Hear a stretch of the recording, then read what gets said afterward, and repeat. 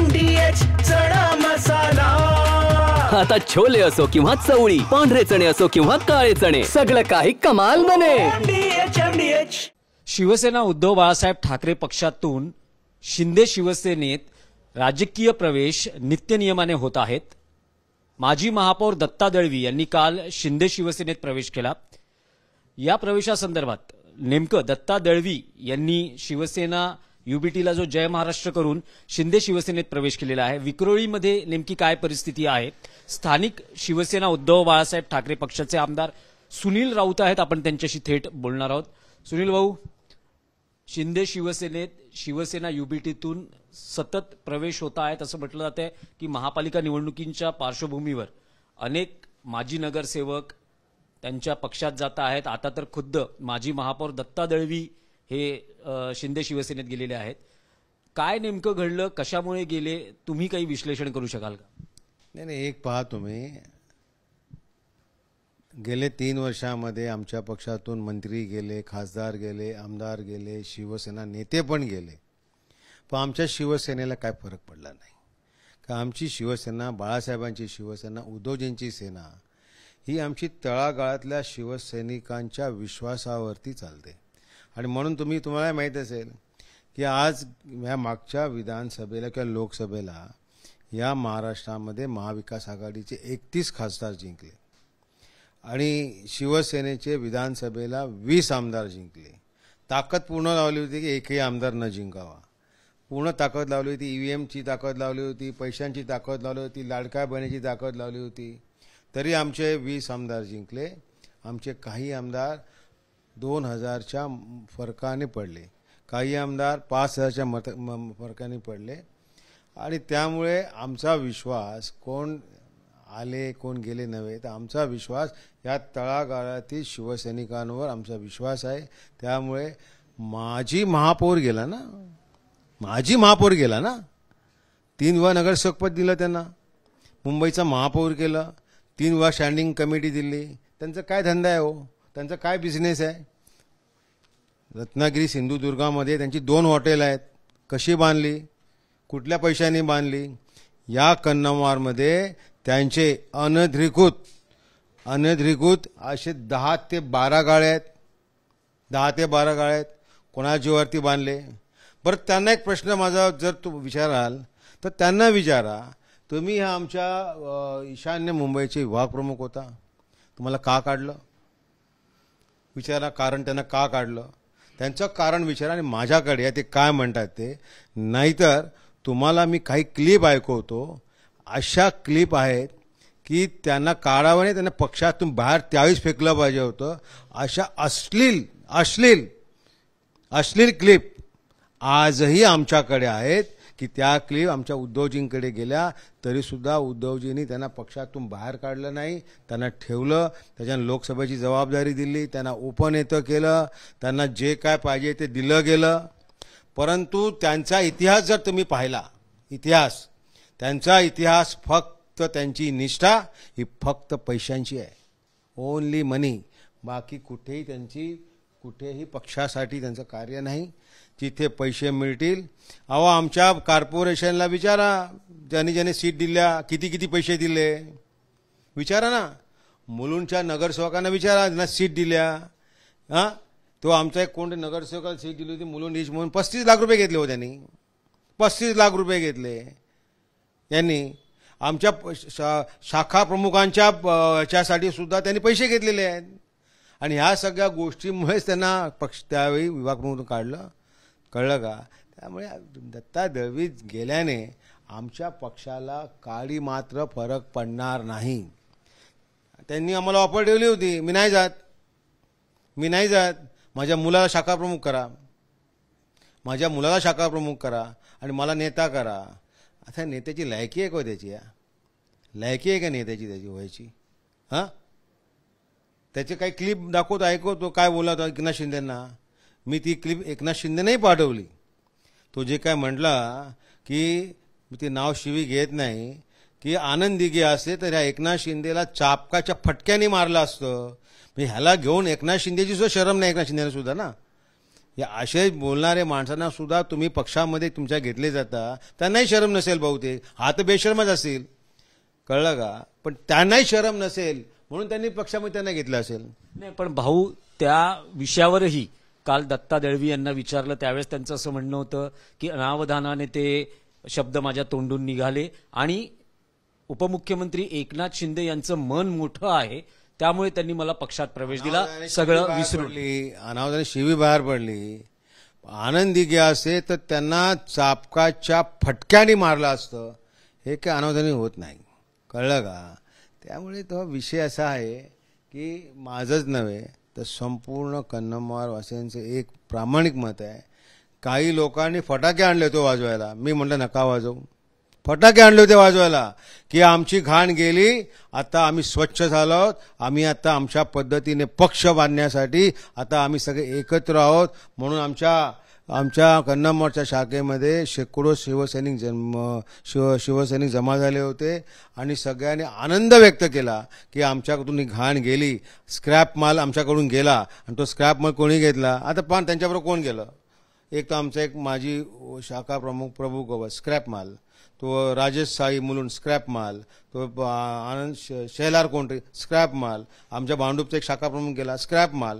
हे ऑल स्क्रॅपचा कचरा घेऊन ते त्या पक्षामध्ये गेलेत. त्या पक्षाचं सुद्धा भलं होणार नाही, उलट त्यांचं पक्षाचं डॅमेजेस करणार तो. कारण जिथे जाईल तिथे आम्ही पैशांमध्ये बघू, हे त्याचं उद्दिष्ट आहे. त्यामुळे आम्ही सुखी आहोत तो गेल्याने, आम्ही आनंदी आहोत. नाही, पण त्यांचं असंही एक म्हणणं आहे की मी गटप्रमुखापासून सुरुवात केली, शाखा प्रमुख झालो, नगरसेवक, महापौर अशी अनेक पदं भूषवली, ग्रासरूटमध्ये माझा कॉन्टॅक्ट आहे, मला इथे काम करण्याची संधी मिळत नव्हती. पहा, 3 वेळा नगरसेवक झाल्यानंतर चौथ्यांदा त्या कन्नमवारमध्ये, चौथ्यांदा आणि 5व्यांदा 2 वेळा सतत त्यांच्या विभागामध्ये कोण जिंकलं? त्यांची जर ग्रास रूटला जर असतं तर 2 वेळा त्या कन्नमवारला मनसेचा नगरसेवक जिंकले नसते. एकदा मंगेश सांगे जिंकले, ती शृंगारेबाई जिंकली, त्यांच्या विभागात जिंकली ना, त्यांच्याच जिंकली ना. त्यामुळे त्यांनी ही भाषा वापरूच नाही, ग्रासरूट आणि फ्रासरूट. त्यांची खाली काही अवकात नाही, 1% पण अवकात नाही त्या माणसाची. त्या माणसाचं फक्त मी तुम्हाला आणखीन सांगतो, चला, जर ईडी सीबीआयची इन्क्वायरी करत असाल तर त्यांचं गावचं घर कसं बांधलं गेलं त्याची इन्क्वायरी करा. संपूर्ण बीएमसीचा माल घेऊन त्यांनी घर बांधलंय महापौर असताना. मुंबई महानगरपालिकेचा माल इकडनं सगळा घेऊन ते घर बांधलेलं आहे त्यांनी. त्यामुळे या गोष्टी काढायला गेलो ना तर तोंड दाखवू शकणार नाही. एक क्लिप तुम्हाला मी आता ऐकवतो पाहिजे तर, आणि मग तुम्ही सांगा की ह्या माणसाशी संबंध ठेवणे. तरीसुद्धा एक आमचा ज्येष्ठ माणूस म्हणून आम्ही त्याशी संबंध ठेवत होतो आणि यापुढे तो गेल्यामुळे आम्ही सगळे आता आनंदित आहोत, खुश आहोत. आमच्या पद्धतीने काम करू आणि शिवसेनेचा भगवा झेंडा आम्ही 100% पडू. एक शेवटचा प्रश्न की त्यांचं असंही म्हणणं आहे की विक्रोळीतल्या स्थानिक समस्या या सोडवण्यासाठी आपण शिंदे शिवसेनेत गेलेलो आहोत. उपमुख्यमंत्री असलेले एकनाथ शिंदे यांनी स्थानिक हॉस्पिटल जे खूप वाईट परिस्थितीत होतं त्यासाठी निधी दिला. ते आता हॉस्पिटलचं बांधकाम पुन्हा नव्याने सुरू झालं आहे. तर जे स्थानिक विषय आहेत ते सोडवण्याच्या दृष्टीनेही आपला प्रयत्न आहे शिंदे शिवसेनेत जाणं. आम्ही कधी शिवसेनेचा जन्म झाला ते अनेक वर्ष काँग्रेस एनसीपीचं राज्य होतं. त्यांनी काय सांगितलं ऐकलं मी की कामं करण्यासाठी सत्तेची गरज असते. मग त्यावेळी काँग्रेस सरकार होतं त्याही काना तिथे गेले. मग ते का नाही गेले? आमच्या भागामध्ये डम्पिंग आलं त्यावेळी महापौर कोण होतं? दत्ता दळवी महापौर होते ना. दत्ता दळवी महापौर असल्याच्या काळामध्येच या कांजूरला डम्पिंग आलेलं आहे, कळलं. आणि महात्मा फुले हॉस्पिटल असेल, ते म्हणतात ना महात्मा फुले हॉस्पिटलची संपूर्ण आमच्या 10 मीटिंग आयुक्तांबरोबर झाल्यानंतर हे काम झालेलं आहे महात्मा फुले हॉस्पिटलचं, कळलं का. त्यावेळी एकनाथ शिंदे नव्हते त्यावेळी एकनाथ शिंदे. आमच्या 10 मीटिंग झाल्या, ते कशा प्रकारे तोडलं. त्याच्यानंतर आमचं सरकार आलं, त्या सरकारी मीटिंग लागली, तो महात्मा फुलेच्या बाजूचा प्लॉट विकत घेण्यासाठी आम्ही सगळे प्रोसिजर पूर्ण केली. हे फक्त बोलायला आहे हो, यांना काही नाही. आता बघा तुम्हाला कळेल, सगळे कॉन्ट्रॅक्टरला बोलवणार आणि पैसे हा माणूस घेणार.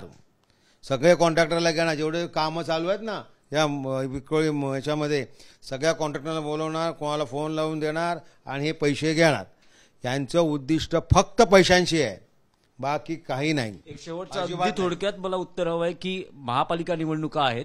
दत्ता दळवी यांनी शिवसेना युबीटीला जय महाराष्ट्र करून शिंदे शिवसेनेत गेल्यानं महापालिकेत विक्रोळी आणि आसपासच्या परिसरात काही फरक पडेल असं वाटतं? 0 फरक पडेल. मी तुम्हाला खात्रीने सांगतो, मतं वाढतील ते गेल्याने, कमी नाही होणार. पण मतं आमची वाढतील, पण एक मत कमी होणार नाही याची खात्री तुम्हाला मी देतो. कारण आमचा कन्नमोर्चा शिवसैनिक हा बाळासाहेबांवरती, उद्धवजींवरती, शिवसेनेवरती निष्ठा आणि प्रेम आणि विश्वास हा आमच्या कन्नमोर्चा शिवसैनिकांचा आहे. कळलं का? कोण त्याच्यावर कन्नमोर्चा माणूस गेला का हो? गेला का बघा? कन्नमोर्चा एक साधा शिवसैनिक गेला नाही. 500 लोकांना पण गेले. आपली त्या ठिकाणी किंमत वाढवण्यासाठी 500 लोकांना पण गेले. तुम्हाला 25 लाख देतो, तुम्हाला शाखा प्रमुख बनवतो, तुम्हाला अमुक बनवतो. एक पण नाही गेला हो. नाही, पण भाऊ असं काय झालं? असं म्हटलं जात होतं की संजय राऊत, सुनील राऊत यांचे निकटवर्तीय समजले जात होते दत्ता दळवी. तर पक्ष बदलण्यामागे आणि उद्धव ठाकरेंना सोडण्यामागे असं काय झालं? पैसे. सांगतो काय, त्यांची निष्ठाच पैशांची आहे हो. माझ्याकडे अख्खी हिस्ट्री आहे. मी 2014ला आमदार झालो ना, 2014ला 2014 पासून किती पैसे दिले त्याला असे कागदोपत्री आहे माझ्याकडे. कळलं का? त्या रमेश कोरगावकरला विभाग प्रमुखला त्यालाही विचारा, कुठून कसे पैसे डोक्याने घ्यायचं फक्त तो एकच माणूस करू शकतो. एकच पैसे कसे काढून घ्यायचे. कळलं का? आत्ता 10 दिवसापूर्वी गावच्या घरा लोखंड पाहिजे म्हणून माणूस 62,000 रुपये घेऊन गेला. 62,000 रुपये गावच्या घरासाठी लोखंड वापरायला घेऊन गेला हो. कळलं का? पण आम्ही सगळं करत होतो की आमचा ज्येष्ठ आहे. पण आता जर त्यांनी पक्ष सोडला असेल, त्यांनी उद्धवची निष्ठा सोडली असेल, तर त्या माणसाच्या बाबतीत आमच्या हृदयामध्ये किंमत 0 आहे. त्याची लायकी आणि त्याची अवकात आता आम्ही दाखवणार. त्याची एक क्लिप लवकर आम्ही ती बाहेर काढतोय की त्यांनी आमच्या भांडूपमधल्या एका बाईशी जे काही संभाषण केलंय ना, अश्लील म्हणजे खरंदाज बाई, आणि कोणीही ती क्लिप ऐकू शकत नाही इतकी घाणेरडी क्लिप त्याची आमच्याकडे आहे. अशा 9 क्लिप्स आहेत आमच्याकडे. त्यामुळे त्यांनी जास्त शहाणपणा केला तर त्याचा शहाणपणा बरोबर आम्ही दाखवून देऊ. TV9 मराठीशी बातचीत केली आणि दत्ता दळवी यांच्या प्रवेशामागचं नेमकं काय राजकारण आहे ते सांगितलं. त्याबद्दल आपले आभार. व्हिडिओ जर्नलिस्ट किशोर भोवरसह दिनेश दुखंडे, TV9 मराठी, मुंबई. वाह, काय आता मिळाली का चव? होय तर आता मिळाली खरी चव. MDH चंकी चाट मसाला, जीवनाला खऱ्या चवीचे रंग. असली मसाले सच MDH